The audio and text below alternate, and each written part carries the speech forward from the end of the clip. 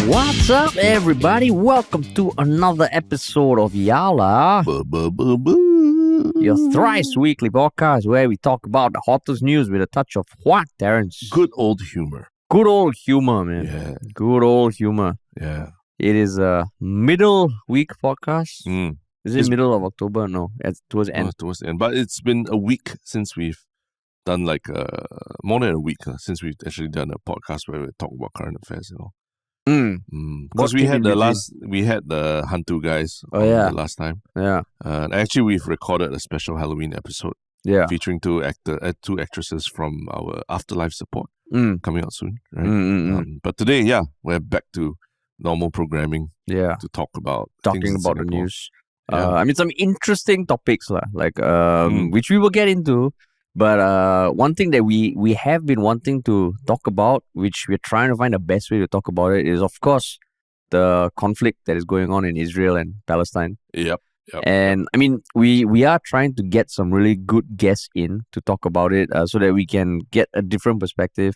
But if anyone listening has a guest in mind, knows someone who can share things that are important for everyone to know, please put it down on Reddit, reach out to us. I mean, we're trying to organize some people to come in. So we will definitely talk about it in due time, but we just want to be very comprehensive about it. And I think the big thing for us is that I think everyone is very emotional about it now, right? Regardless of whatever side of the conflict that you're on or what. It's very emotional. It's very quite moving scenes that we're seeing of families being separated and killed and things like that. So I think what we're trying to do is to be able to talk about it with someone in a more strategic or not, I wouldn't say objective, but strategic way to beyond the emotions, the emotive aspects of this conflict. What is the history, the background, and what does the future hold as well, right? Yeah. And how do we, as people who are so far away from the conflict, but at the same time also, there are a lot of parallels between Singapore and the situation in Israel and Gaza and everything, right?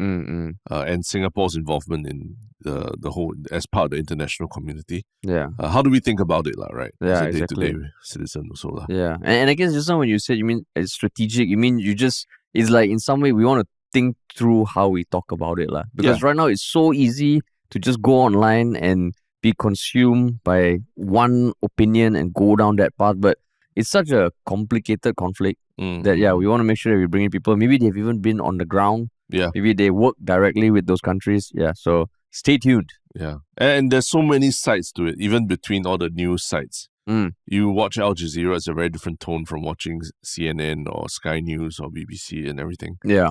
How to interpret all this is very important also. Yeah. Yeah. And I mean, it's ongoing. We do want to talk about it, but just we're trying to find the best way to. Best way how. Yes. Cool. But in the meantime, Yeah. there's always some interesting things to talk about here in sunny Singapore. Yeah.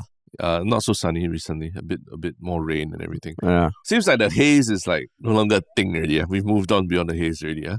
Yeah, because at one point they were saying that there's a lot of haze coming or something, right? There was a there was a task force put together. I remember my friend on the weekend was like, I got to deal with this task force. I'm like, as in he was part of the task force? Or something like that, working on it. So it's like, seriously, come on, everyone, quiet it down. And now the latest update is they're going to stop showing the daily PSI numbers, right? Because it's no longer a thing. Yeah. I mean, I guess it's a good thing. It's a good thing. Yeah. Now at least it's raining, right? At least I guess it's better that a task force was assembled so quickly rather than there not being a task force. Yeah, or maybe the task force had a hand to play in the dissipation of the haze. Oh, rain clouds. Yeah, you never know. Yeah, sitting there like our job is done. Yeah. Now they prayed They prayed. Maybe they prayed very hard. No, it's like at the end of Oceans 11, Oceans 12, they always go their separate ways, right? Yeah. Until they have to reconvene again. The next task force. The next MMTF. task force. Yeah. But it's not sunny Singapore, but there are things happening here that are worth talking about. Yeah, man.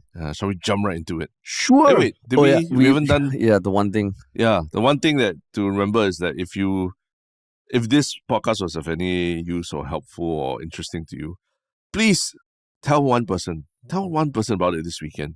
And if not, at the very least you can do is to follow us on our socials, subscribe to us on YouTube, follow us on Spotify, leave a review, do something that gets the word out there about this podcast. Hell yeah, man. Sweet.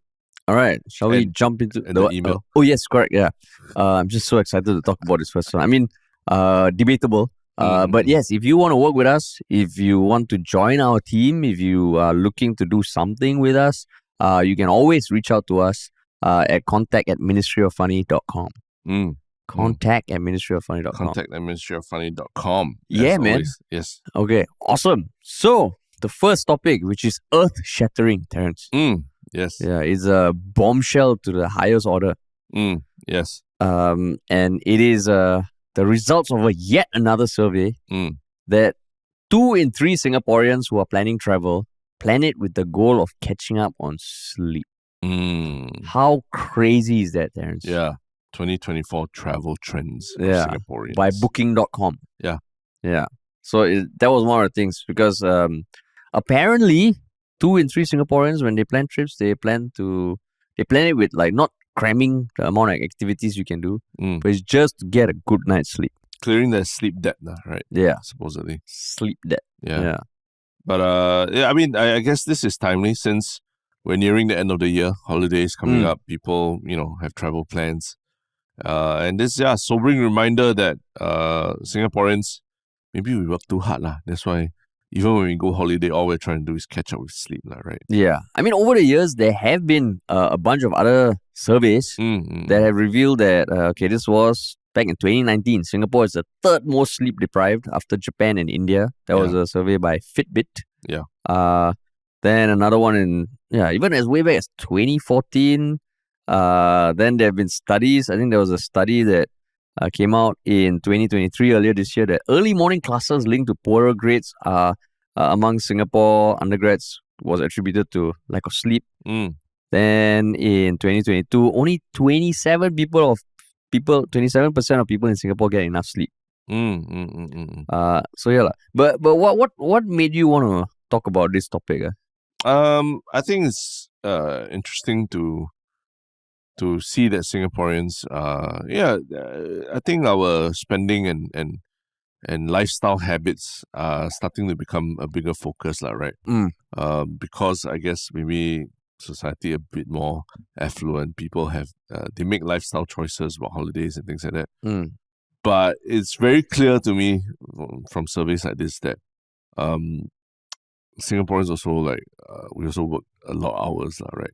Not saying that we're productive. We just have a lot of hours of work and highly stressed society. That's also, we see that in a lot of surveys, right? And this survey essentially is a confirmation that even our holidays are basically just making up for the stresses of daily life in Singapore, which is kind of sad, right? Think about it. If that's how Singaporeans live their lives. But were you surprised at the stat? Like 2 in 3, That means even in this room, me, you, and Tristen. Yeah.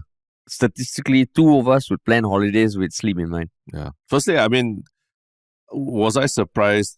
What is the point of the question? I think that's the important thing. Why? Of course, I was surprised, I don't know. Some people might not be surprised. You're always not surprised. That's when you ask the question. Every time you want to say that I wasn't surprised, I knew it. I'm so smart. And you always ask, were you surprised? Of course I was surprised. No, I was damn surprised also. I was damn surprised. 2 in 3, Yeah. No, I was surprised. Yeah. So, if you had to guess, what would your guess be? I mean, it's a very sad admission to say something like that. So I would guess maybe 30%, 1 in 3, maybe. 1 in 3 lah. But for 2 in 3 to actually admit that they can't even enjoy holidays, then it's kind of sad lah. But you can't even enjoy. It's relative, because to them they're enjoying it because they want to sleep. Correct. But you're projecting your enjoyment. You're projecting. Yeah. So I think that's an interesting point. That we are projecting what we consider enjoyment on others also. Yeah. Maybe that is the most Singaporean thing to do. To think that you got to pack your holidays full of activities. Do you pack your holidays? Now I don't have a choice because I when I travel with my family, I have a toddler running around. Yeah. My day starts at 6 or 7 in the morning. Serious? Yeah, really. Like you know what the saying is, parents don't actually take vacation. They just take care of the kid in a different country. That's all. Oh, I never heard that saying before. Yeah. So that's the thing about traveling with toddlers. Like, as in, that's your saying, or you've heard it before? No, it's all over the internet. Yeah. Is Basically, you essentially whatever you do in Singapore, you just transplant it to a different You country. can't tell your kid, hey, you also just catch up on your sleep. Just rest, bro. It doesn't work like that. The word rest doesn't exist as an action verb. It doesn't exist as a verb for children. Yeah. There's no such thing as rest. What does rest mean? It means nothing to them. So that means if that is a trend amongst parents, that means this survey, like you can assume that if you had to answer this, your answer would be no, it's not based on sleep, right? It's not based on sleep. So that means out of the 1 out of 3, that already excludes parents. Yeah. Right, who don't, it includes parents already. So the 2 out of 3 is even a bigger proportion. Yeah, so I guess it's like, what's the demographic of the people that they are surveying also, right? Yeah. I guess if you're single, unmarried or without children yet, you can have a lot of time to catch on sleep. But actually, otherwise, I think it would be very hard. So I mean, when I went to look at the survey, it was a survey commissioned by Booking.com, and there were 27,733 respondents across 33 countries. And these were polled, I think, in July 2023. There were 502 people from Singapore. Yeah. So I mean, it's still somewhat representative. They didn't go too much into the demographics of who they are. Yeah. Because I mean, another stat that came out that I also found surprising was that let's see, what was it? 3 in 4 people said when they're traveling, they kind of like embellish their own backstory when they meet new people. Yeah. 3 in 4 people, no? Yeah. So are you one of the 3? No. You sure? I think so, yes. No. Yeah, I'm not. Okay. And that also I found surprising. It is funny. It's funny. Yeah. But I can imagine usually Singapore doesn't have the reputation for being the most exciting place in the world, right? So when you travel, and then one thing that I realized from living and studying overseas was that like at least Americans, they love stories. They love, you gotta have a story for everything. And it's a constant one-upping of stories when you're in a group together. Is it? At least when traveling together or something like in a foreign country together, because I studied abroad with a lot of Americans at that point, and it's like it's all about the story. It's all about like being able to command the attention on the table and tell your story and engage people for the longest time. And make, holy shit, I did not believe that. That kind of reaction. That's what you want, you see. As Singaporeans, I think we're a bit more practical, matter of fact. And even the way we tell stories, maybe not so dramatic, like D&D, Dungeons and Dragons style. But so when you were traveling, then your American friends tell stories. Then what story you tell? I'm damn boring. I'm damn boring. You talk about NS, Yeah. So that was the little trick. Yeah, that was the little hack that I got.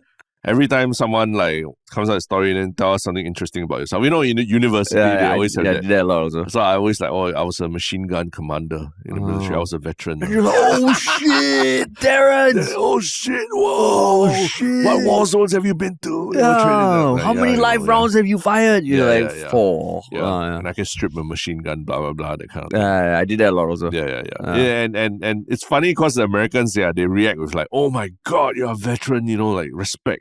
Whereas in Singapore, people will be avoiding you because you smell bad, or you got your uniform stinks and stuff like that. Yeah. It's quite funny. But anyway, So it's all about stories, and I think Singaporeans, maybe we're just not the best at telling these stories, public speaking and all that. We're not the best. So then, would you embellish? Would I embellish when you meet people? No, I don't. But I'm not an embellisher, you see. Like even between us on this podcast, I'm much less the embellisher than you, right? Dude, you're an embellisher, okay? No, maybe like certain times I know when you try and I don't know, like maybe you're the subtle embellisher. No? Subtle, but if you have to, that means you're an embellisher. If you have to embellish subtly, it means it's very little already, like. No, it's the insidious kind of embellishing where it's skillful, I will admit. But yeah, then when you stop, it's after like maybe later on that night you're like, hey, Terrence said that it's nonsense. It's nonsense. So am I an embellisher? Not so much. At least you do some extreme things, right? Like I mean, Again, you I never said- I never said- you sort of wrap me up in this trap to have never to talk said- about the things that you said. I think you've I at least said never it fucking said, 17 times. No. The Subaru challenge. Okay, this is that's nonsense. one. Your time in Africa where you were doing This is you were nonsense. doing a lot of community work while living in Africa. That's two. So those two stories. Ultra marathon. Ultra marathon in Iceland. Yeah. I've heard so many variations of this to different people all the time, and it's always at that point. I've mentioned it before as well. It's always at that point. I'm like, okay, guys, I'm going to take a toilet break now because I know Harish is going to take 7 minutes to tell the story. Okay. The exact reaction he's going to get is, oh my God, I can't believe you did that. Oh, how many hours was your hand on the thing? Oh, how do you pee? This is always the same FAQ. They're always the same FAQ. So I'm like, okay, like Harish is going to have like, he's going to talk for 7 minutes. I'm going to use it to go to the toilet and then come back. Yeah. Okay, so to everyone listening, this is the image that Terrence paints in his mind. But he always does the talking for me. In fact, I can take the toilet break because he will say everything that I have said before. Because I want to go toilet, so that's why I just lay it down for everybody. Okay, please ask your question. Case in point, in this case, you're probably thinking, oh, you purposely asked me the question whether I'm an embellisher, so you have no choice but to answer. But you asked me whether you are an embellisher in the first place. So you played the card. You dealt the card. You dealt the card yourself. But that's why I said credit to you is that there's enough craziness in the stuff you've done. I mean, you don't need to embellish so much really. That is kind of like a backhanded compliment in a way. It is a backhanded compliment. No, in the sense that, okay, I think what helps is that generally our choice of work also, yes. It is, naturally. like people ask, what do you do? Yeah. It's a bit less common, right? Yeah. Like when I was working, say, at SIA, when I was doing digital marketing, then it feels like, oh, digital marketing, like for a big airline, where I'm just a cog in the machine. I sit on an exercise ball at work. That's probably the most interesting thing. Yeah. So I think maybe then there might be a need or like a desire to embellish. Yes. I realized it recently also. Like someone like in the professional field told me, oh, I asked, how are you doing? How's work? All that. And he said, oh, recently I got to talk at this conference or something like that. You know? And I mean, to me, it was like, okay, we've done it a lot because of the line of our work, right? So it's not a very big deal. But I could tell it meant a lot to this person, you know, like first time in his life. It wasn't even a live conference or anything. It was like a online Zoom thing. But it was a very big deal for him, you know. And then that made me realize, okay, we get a lot of opportunities to do that, such that, you know, at times we even oh God, to talk again, right? It can be quite tiring, right? But there are professions where people don't get those opportunities every day. And so when people choose to embellish, I can understand the motivation why. But I have a question for you. Like, is name dropping like considered embellishing or not? Like, let's say people ask you, oh, how's your podcast? Oh, not bad. We got Tan Kin Dian, we got Ng Kok Song, we got all these people on our podcast, Shanti Pereira.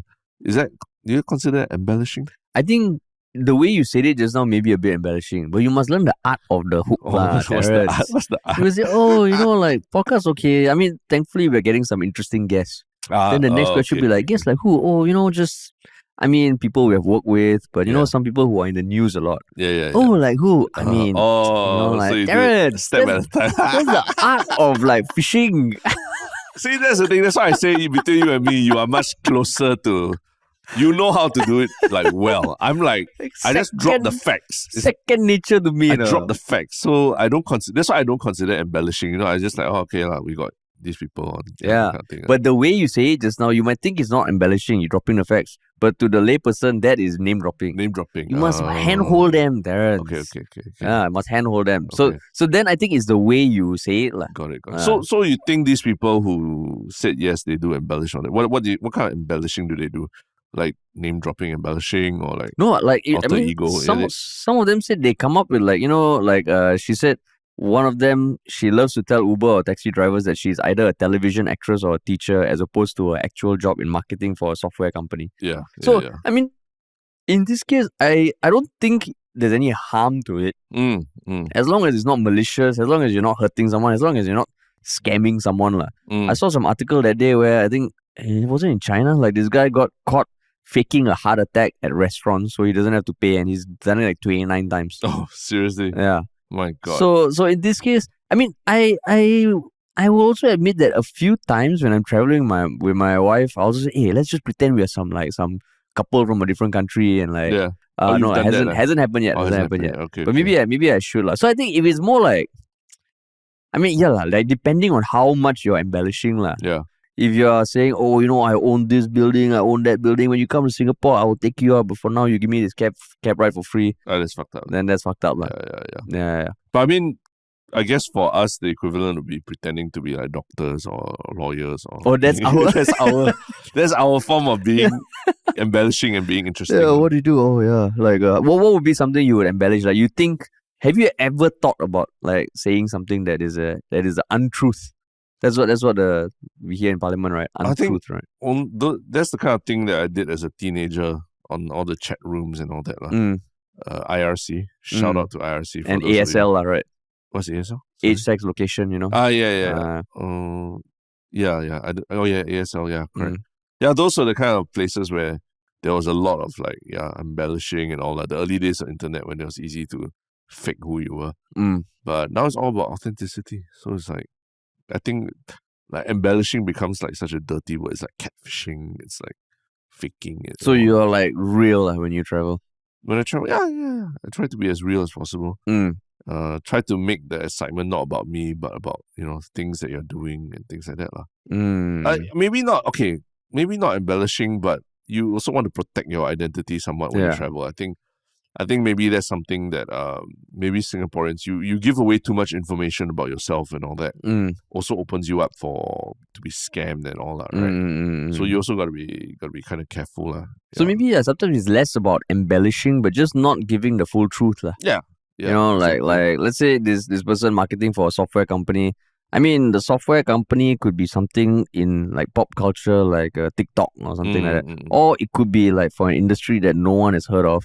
Yeah. But you can just not say you're twisting the facts also. You're just giving some details. Yeah, because we've heard of all these scams, right? Where people get information about you. Not even like your bank account details or anything, but just information on where you live, how many family members you have, and things like that. And they use that to like try and scam your family into sending money because you're being kidnapped or some shit like that. We've read about this. It hasn't actually happened to me, but scams are very common in overseas, right? And if you're a very friendly Singaporean, it seems like, especially someone who's overly friendly, sharing too many details, you're opening yourself up for this kind of thing. And so, then I mean, maybe Singaporeans are sort of being careful also when they talk about like, having an alter ego. But then if you think about it, this is the same survey that yielded those two kind of findings, right? So basically the same 502 people who voted, like 2 out of 3 who voted they want to sleep more on vacations. Yeah. Like 3 out of 4 of those 502 also embellish stuff. So basically there's a bunch of people who travel, they just sleep a lot.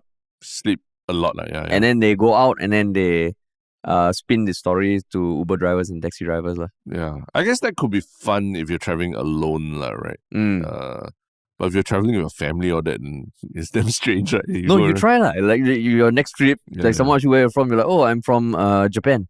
And then see what your wife says. Oh, that kind of, yeah. Just put them on the spot. It's a bit weird, Yeah. But you think there'll be, there are these like, nowadays there are more and more of these kind of travel packages where the company organizes the full trip for you. All you do is just turn out the airport, then they give you a letter. I hate that. Oh, you hate that? I hate that. You don't think that'll be fun? No. Why?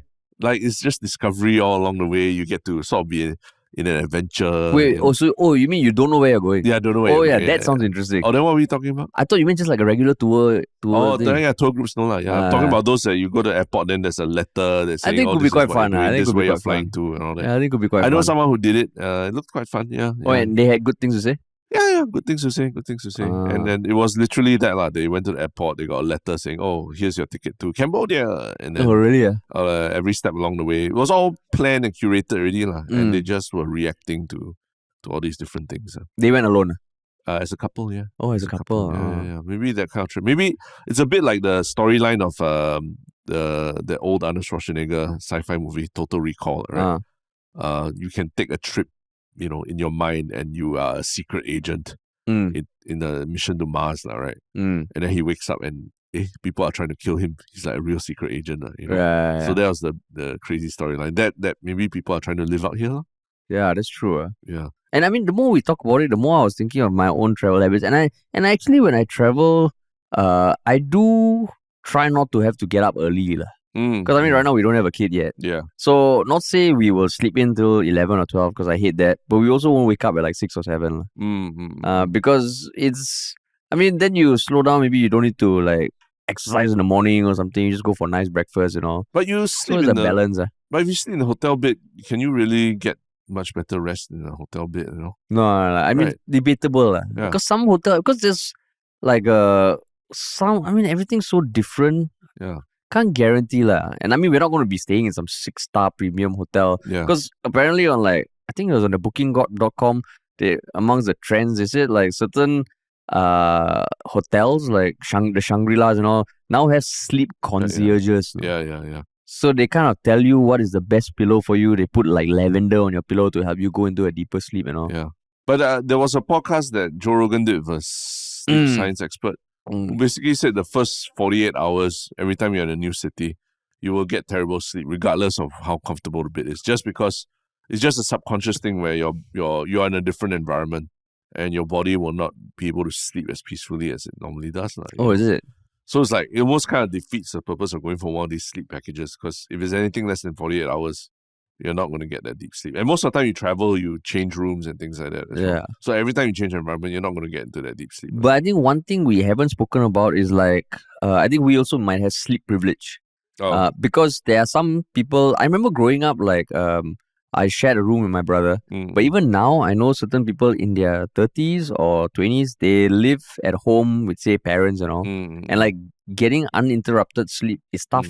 Yeah. And I think one of them was quoted in the article also saying that she shares her room with someone and it's tough for her to get any sleep at all. So 33-year-old shares a room with her sister who sleeps during the day and works at night. Wow.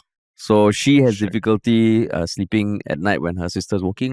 Rough. Yeah. So because of that, then you can understand why people might want to get plan their holidays around sleep. Yeah. And maybe even staycations to get away from home. Yeah. But I mean, I've been to too many situations where like day one of a staycation, fire alarm goes off at 1 a.m. Oh, is it? Then it's like you're hardly getting rest. Have I done a staycation before? No, I don't think I have. Yeah. But I'm just saying a lot of variables when you go to stay somewhere else that do not guarantee. It's just a new you environment. It's exactly, a new environment. So it's like, I don't know if trying to catch up on sleep on holiday is necessarily the best idea. Or planning for it and really looking forward to it because you're going to get destroyed. Or maybe just sleep the whole day in bed. That kind of feeling where you can just lie in bed the whole day, watch TV, order food. Yeah. So maybe it's less about sleep and more about just like a break. I mean, but the thing about the making up stories thing, like 42% of Singapore-based travelers make up stories about their lives. Pretty funny. 42? I thought it was 3 and 4. I found I don't know, the one of the byline says the survey found that 42% of Singapore-based travelers. On this Today article, it says nearly 3 in 4 or 73% of Singapore-based travelers said they enjoyed the anonymity. Different. Yeah. So it's not 7 out of 10. Harish just embellished. No, but they said the chance to recreate themselves. What? That doesn't necessarily mean that you're doing an alter ego. You recreate yourself by going for a yoga class or meditating or something, right? So only about 4 in 10, 42% of travelers said they would embroider the facts when talking to people they met abroad about their real life. I see. Now that makes more sense. 40% of people do that. Okay, that makes more sense. So Harish just literally embellished. Embroidered the facts. That was a negative demonstration. Yeah. Travelers. Okay. But just, I mean, from the very high level, some of the other trends that the booking.com survey revealed, and this is globally, that, people like creating their alter egos. People like traveling to cooler areas. So 56% say that as temperatures soar close to home, they will use their vacation to cool down elsewhere. I mean, pretty understandable. Yep. That travelers also are increasingly wanting to surrender themselves to the element of surprise, explore the unknown, and venture into uncharted territory. Like what you say, people getting a bit more adventurous also. More travel, more people wanting to try indigenous cuisines. Like 4 in 5 wanting to try indigenous cuisines. And yeah, like a lot more people are booking one-way trips also. Yeah, like 58%. Yeah. And yeah, a lot more focus on mindfulness and basically people who are not doing the tour groups, and there's all these hacks on how to travel better. Yeah. Yeah, man. Pretty funny. Singaporeans, like, working until they have to like take holiday to sleep. Yeah, man. To sleep, to make babies and all that kind of stuff. Everything. But yeah, that's the reality of it. Tell us if you're one of those 40%, 42% that embellishes the facts. Yeah. Like, what's the craziest story that you've come up with and told people? Because I want to see what the outcome of that is. Like, were you doing to get laid, or were you doing it to, get out of a tricky situation or something? I think to some people do it to sort of protect themselves, and I understand that. But who are those people, if you've done it to, whether it's just sort of heck of it or for more malicious intents? Like, we would love to know what exactly. Actually, I'll be traveling soon also. Maybe I should make it a point. I'm going to embellish at least one interaction and just see what happens. Yeah. The next thing... pretend to be someone else. Next thing you see, Singaporean podcaster arrested in... No, it'll be Singaporean Wah Banana host. Actor Jay Kishan has been caught, Then Kishan will come out in Singapore like, what the hell, man? I was never in Korea or anything. Yeah, funny. But yeah, interesting. Speaking of traveling and adjusting to life here and experiencing different things. There's one person who will be traveling to Singapore and making quite a big splash, because he's not just your average person. He's someone who, no matter how much he tries to embroider the facts about who he is, you can't mistake who he is. He's one of the most famous people in the world. Who is this person? He's none other than Prince William, who will be in Singapore from November 5th to November 8th. For the main reason of kind of like attending the finals of the 2023 Earshot Prize Award ceremony. The finals and eventual prize award ceremony. Earthshot. Oh, fuck. It's Earthshot. That's what I was thinking. What the hell is the Earshot Prize? Within Earshot or something. Yeah, I'm like, it's meant for the environment. It's meant for climate change and all that. And then Earshot Prize. Earthshot. Because I play on the word moonshot, Oh, walao eh. This kind of name, Yes. Do you think it's a good name? Earthshot. It's even hard to pronounce. Earthshot. I mean, I understood. Earthshot. I understood the reference straight away, but I guess I can see why people saw it as Earshot. Yeah, Earthshot Prize. It's the third iteration. It was founded by Prince William and the UK-based charity, the Royal Foundation, in 2020. So it's a 10-year-long annual global environment prize where the winner will be awarded £1 million to scale up their environmental solutions. So yeah, basically 15 finalists have been shortlisted and it'll be held in Singapore. Yeah. But that's not the focus of this conversation or why we wanted to talk about this. So 5 winners will win £1 million each. Right? Wow, pretty impressive. 5 winners. Wow. But why do you want to talk about this, Terence? So, I mean, besides just coming as part of the competition to, listen to the pitches and sort of award the prizes, Prince William will also be doing some things to meet Singaporeans. So, apparently, he will visit the HSBC Rain Vortex at Jewel Changi Airport for an event to mark the start of the Earthshot Awards ceremony. Then he is also scheduled to participate in dragon boating during his trip. Princess Kate will not be part here because I think her kids are undergoing exams or something. Yeah, to support 10-year-old Prince George with his upcoming exams. So she's at home taking care of the kids. But yeah, it'll be Prince William going to try some things in Singapore, one of which is dragon boating, which is interesting. I mean, this is in Cambridge and Oxford and all that, they probably do a lot of rowing, right? The competitive rowing and things like that. Maybe dragon boating is something he's never tried before. But yeah, I mean, if you had Prince William's coming to Singapore and you wanted to show him the true Singapore experience, what would you do aside from going to Jewel Changi and dragon boating? And I mean, I assume it's aside from eating, because eating, he will definitely try it. Yeah, he'll have to eat 3 meals a day. But I'm assuming every meal is like a diplomatic meal kind of thing. Like it's like official thing, right? So he's got no control. He'll confirm go to Newton or Lau Pa Sat lah. Confirm. Confirm, okay. Confirm. So you're saying what would be a truly Singaporean experience? Yeah.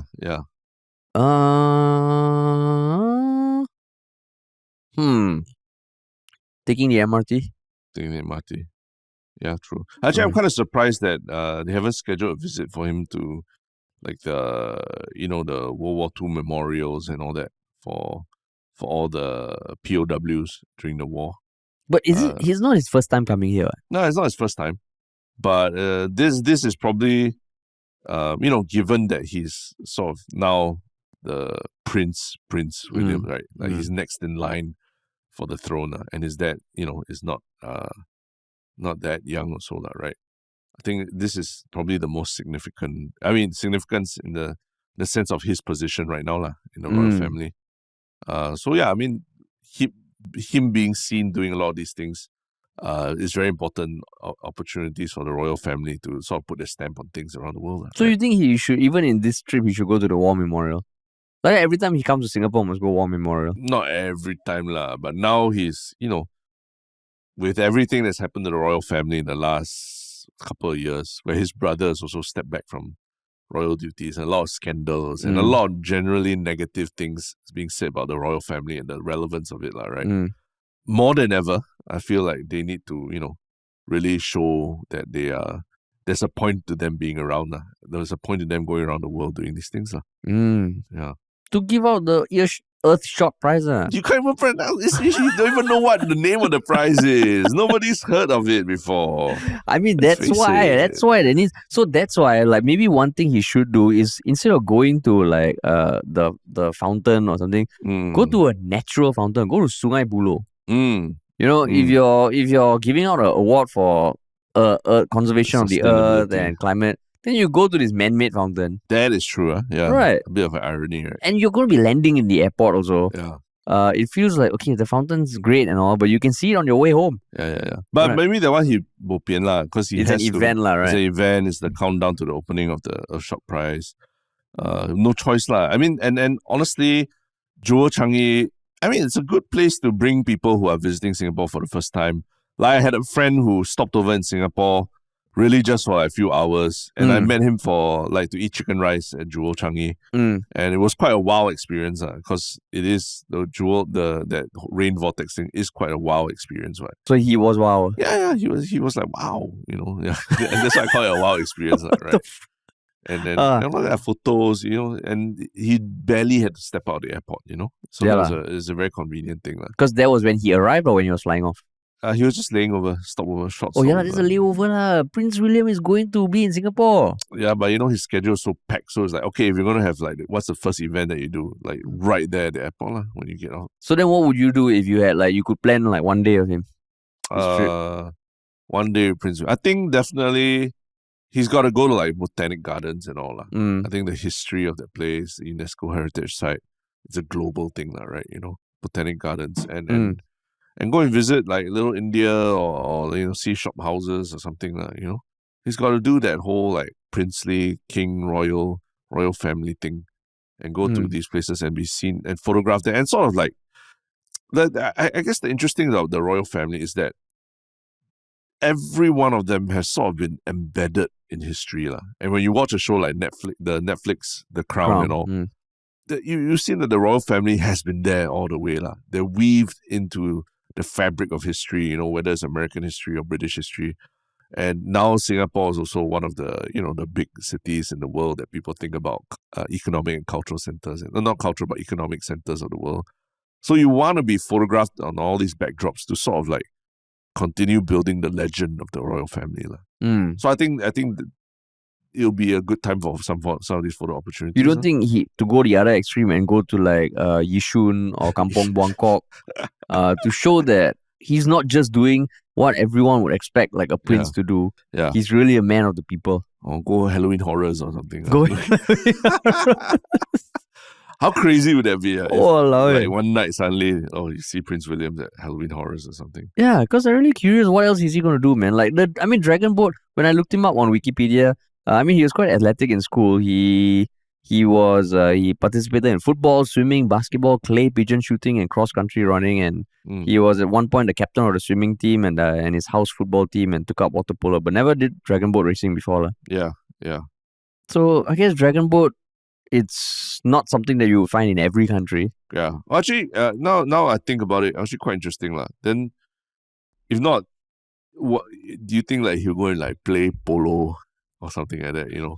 Do one of those elitist colonial kind of things. Polo. Go and play polo and all these kind of sports. Maybe not lah. Maybe dragon boat is like a more accessible, exotic, but also more local and everything, right? And can show his jockness. Yeah. And together with a team of Singaporeans and everything. Do the Great Singapore Workout lah. But who does it? Who even does it on a regular I think people basis? listening will be like, what the fuck is the Great Singapore Workout? If you have no idea, you just go on YouTube and you search the Great Singapore Workout. Yeah. Anyone who was born in like the 80s and 90s would know it like almost by heart. Yeah. Or he could go sprinting with Shanti Pereira. Yeah. Like, just go training for a run or something. Quite interesting. How about you? What's the one thing that you want to do with Prince William? All these arrange for Prince William if you were in charge of that. I would say go to like a heartland hawker center. Hawker center? Yeah. Okay. Heartland coffee shop or like have some teh tarik or do something, or maybe like go for a like what do you say? Or even McRitchie or something. Like on a more not so curated kind of like where tourists always go to. Yeah. Something a bit more off the beaten track lah. That means not MBS and the Infinity Pool and all that. Come do a podcast on Yalabat.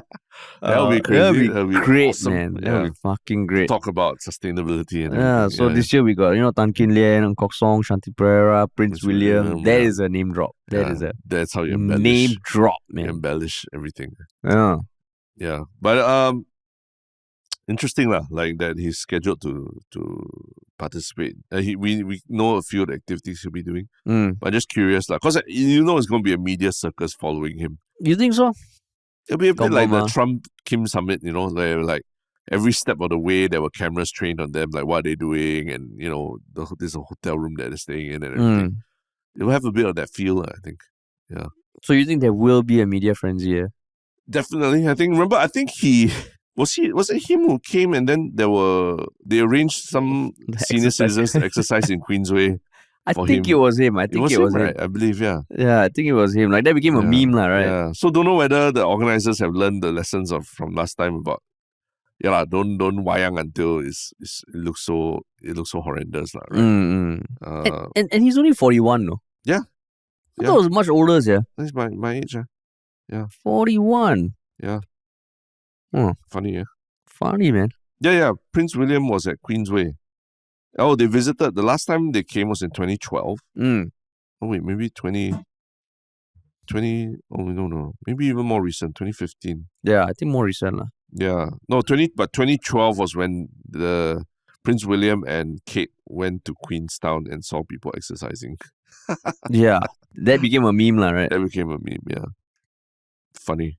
Yeah, but interesting, Then where is the Earshot prize gonna? Fucking Earthshot prize. Yeah. Gonna be held. Yeah. Don't know yet, right? Probably MBS or one of those places. Or Shangri-La lah. Shangri-La has more of the security. Shangri-La security is it's easier to deploy security there, I think. Yeah. Because there's basically one road that can go in and out. He should go to like Kinokuniya and hold up his brother's book. And just what's his brother's book called? Spare. What's his fame? Spare. It's called Spare. Because he's the Spare. Oh, he's a Spare. Alamak. Wow. Interesting. Oh, but cool. And I think actually Harry was in town not too long ago, so But that one got no media circus. I mean, yeah, in fact it was just in August. Harry was in town for a Singapore charity polo match. For charity. Yeah. So wow, quite recent actually.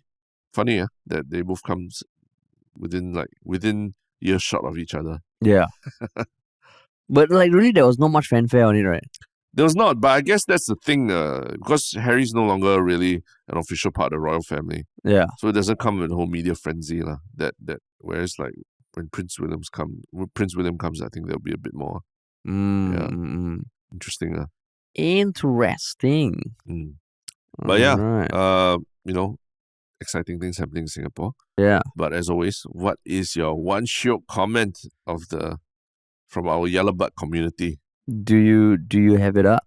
I mean, it's basically there was some. I think we did a podcast with the guys from We Are Hantu or Ghost Maps podcast recently, and some of the comments were on Reddit about how they enjoyed it, and I think specifically there was a comment from let me just pull that up. It's from Rai Kota saying he was a big fan of both podcasts, and this changed my super sian weekend to a damn good one.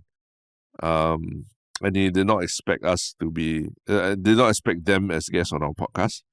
But the interesting thing is that we have also been guests on their podcast, so keep your eyes peeled for that one, right? And it seems like this Ghost Maps has a lot of listeners who, because of the nature of the podcast, don't actually know a lot about the creators of the podcast. So they found the podcast that we sat down together and talked about the creative process and everything very interesting. So yeah, shout out to everyone who listens to Ghost Maps as well. Do listen, do look out for us on Dead Air, their version of like interview podcast as well. Yeah. And that one will be coming out like I think this weekend. Yeah, this weekend or something. Not sure. Yeah. Yeah. Okay, cool. My one Shiok thing was one Shiok comment. One Shiok comment. Yeah, was a comment by a long-time commenter, SG, Red Shah. And basically, it was when we were talking about in a previous episode about how Piers Morgan has been quite an informative source. Like his interviews have been quite informative for us with regards to the horrors of Israel and Palestine going on. Yeah. Not because of his opinions per se, but because of the guests that he's been bringing on.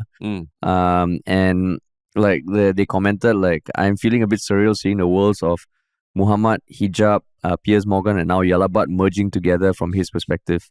Because that Hijab, he's quite a famous, I think, streamer, and he's very vocal on the issues at hand. And I mean, this commenter did go on to kind of talk about how his debate with Piers Morgan shed some light to the asymmetric reporting of the issue. And they also recommended some journalists on the ground in Gaza who are covering the whole horror.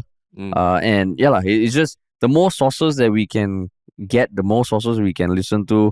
I think it's important for everyone. Yeah. So shout out to SG Red Shah for suggesting that. Yeah, man. Interesting.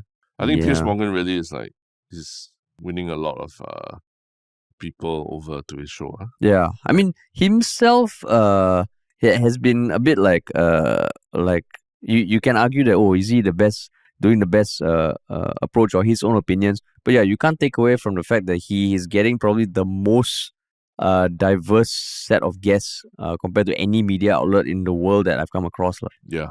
So kudos to him, man. Yeah, kudos to him, man. Kudos to him. Yes. But yeah. And the one Shiok thing? The one Shiok thing. Okay, wait. Let me pull it up. Maybe I go with mine first. Yeah, you can go. The NBA season just started again. But one player that everyone's really excited to watch is Victor Wembanyama from the San Antonio Spurs. And I mean, you know these things someone hyped up and then after that they can be quite disappointment. But he's played in a few preseason games that were quite interesting and quite impressive. And I don't mean it in the way that, he's so skillful and all that, but it's just he's probably the most athletic tall person I've ever seen in the some of the things that he's doing on court. Like the way his wings, he's really freakishly tall, but he moves really well, very fast, shoots well. And there was even just this shot of him stealing a ball from somebody. Like he was standing at the 3-point line of a basketball court and someone was trying to run past him and he sort of just takes one step back and his hand just like that, he's reached like within the free throw area already, just one step backwards. And then he can't manage to poke the ball away and finish the ball for dunk. So it's it's just something quite interesting to see, because you haven't seen such a freak of nature moving so fast, so athletically. Who was the last person that was like that? I would say Dwayne Wade. People would say Shaq, maybe. Oh, Shaq. Given his size and like how dominant he could be. But actually, NBA has been moving away from that whole big man centric play for very many years, and the likes of the Golden State Warriors, Steph Curry, and all, they've sort of everyone has come to embrace the 3-point play kind of thing. But you watch the way Victor Wembanyama moves, it's pretty crazy. He's not huge, like he doesn't have the strength of Shaq or Zion Williamson, but he's really tall, and he ends up blocking shots that you wouldn't think that normal people could possibly block and all. I mean, I'm looking at a picture of him, and he's holding his hands out, and his wingspan is insane. It's insane, yeah. It looks freaky. Yeah. He's thin. Yeah. And a few months ago, he got in a little bit of a... I think Britney Spears wanted to take a photo of him in Las Vegas or something. And she, tried to push past his security, and apparently, the security guards pushed her or something, and she's, suing her security guards for, something like that. Some stupid-ass thing, but the point is, he's been hyped up. This Victor Wembanyama he's such a freak of nature that even celebrities want to take photos with him and all. So this is his first season, is it? In the NBA, yeah. But I think he's been playing in Europe, if I'm not wrong. Because he's the number one draft pick. Yeah. And a lot of people were hoping that they could draft him. Yeah. Oh, the most hyped, on Wikipedia, the most hyped NBA prospect since LeBron James. 19-year-old, 7'4", 7'4" inches. 7'4". And a nearly 8-foot wingspan. Yeah. Is that taller than Shaq? I believe so. Yeah. Shaq, shoots. Shaq is 2.16 meters. 2.16. In feet, that's... Oh, yeah, Shaq is 7 feet 1. Victor Wembanyama is 7 feet 4. Yeah. 4. Yeah. Oh my God. Yeah, but to see him, so it's really interesting watching him move around the court. Yeah. He doesn't move like a 7'4" person. Yeah. And he's really the tallest, is it? Because the Rockets has Boban Marjanovic, who's 7'3". Yeah. Oh my God. Probably, yeah. That's crazy. Okay, cool. My one Shiok thing is just like this. I read this article, the commentary about the rise of the third place. Have you heard of the third place term?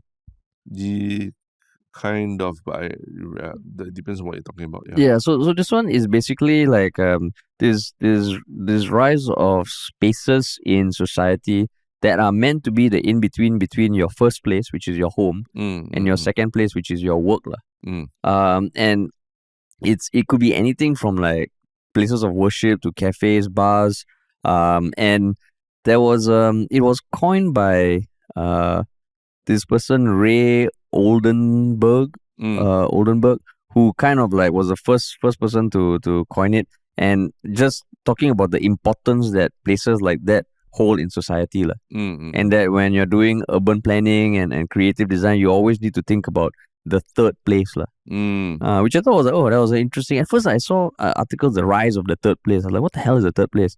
But then it's this whole movement and term about these places, and then now there are fourth and fifth places also. Okay. The fourth place is the almost like, what the fuck is the fourth place? So it's there are now places that combine the home, the work, and the social into one. So co-living spaces or co-working spaces and all that is the fourth place. So it's just, I didn't know, with most things that seem a bit abstract, just the term third place I found quite interesting. And there's a bunch of articles being written about the rise of it into when you're thinking of planning and stuff. And it was coined only 2009, so not too long ago. So what is your third place? My third place, I would say cafes. Cafes. Yeah, a good old kopi. Sometimes when I need to do writing or just catch up on some work stuff, I like going to a cafe and just doing work there. But that's not a social activity, or you're not there like talking to a community or building community or anything, right? Oh, that's true. Yeah, so it doesn't really count as a third place that way. That is true. So I think third place requires there to. It's not your home, it's not your workplace, but you're sort of still part of a larger community. Oh, that is true. Yeah, that is true. The third places are anchors of community life and facilitate and foster broader, more creative interaction. So damn it. So do I have a third place? Yeah. Maybe that's a question for everyone. Yeah, what is your third place? Do you have a third place? Parks, I suppose. No, but like it's also like in other words, your third place is where you relax in public, where you encounter familiar faces and make new acquaintances. So you go to a park that you know the people there. I go to a park regularly. I go to parks regularly enough to bump into people that have their kids there as well and things like that. But you got to talk to them? Yeah. Got to talk to them. Yeah. So maybe that's your third place. It has become my third place. Because when I go running, I wave to people, but I don't talk to them. Yeah, no. Kopitiam downstairs or mama shop and all that, no? But mama shop, I don't go there to hang out. Maybe you should. Maybe you should start doing that. But yeah, that's my third place. So question for you listening is, what is your third place? What is your third place? What is your third place? The problem in Singapore is a lot of these third places like feels like you have to spend money to be there. And that's what people are not encouraged to, hang out there and all because of them. You have to pay. So I think hawker centers probably are a third place for a lot of like the older generation, right? Yeah. But those are also steadily disappearing also. One common place is like barber shops. In other countries, where you go there, the familiar person. Now it's all about the 10-minute, $12, 12-minute haircut thing, So I think the article that I found, which I can't find now, was relating to the third place in Singapore. Oh yes, they were talking about how there's so much unused space in Singapore, like car park rooftops and all that. Yes, that can be converted into third places in Singapore. Yeah. That's a good idea. Yeah. Oh, interesting. I'll find that article. Okay. Sweet. Cool, man. All right. Thanks for listening, everybody. And remember, if you enjoyed this, if you've enjoyed other podcasts, it'd be great if you could introduce us to at least one person who hasn't heard of us. And remember to follow us, subscribe to us, leave us a rating if you got a minute. We really appreciate it. Cool. Thanks for listening, everybody. Peace.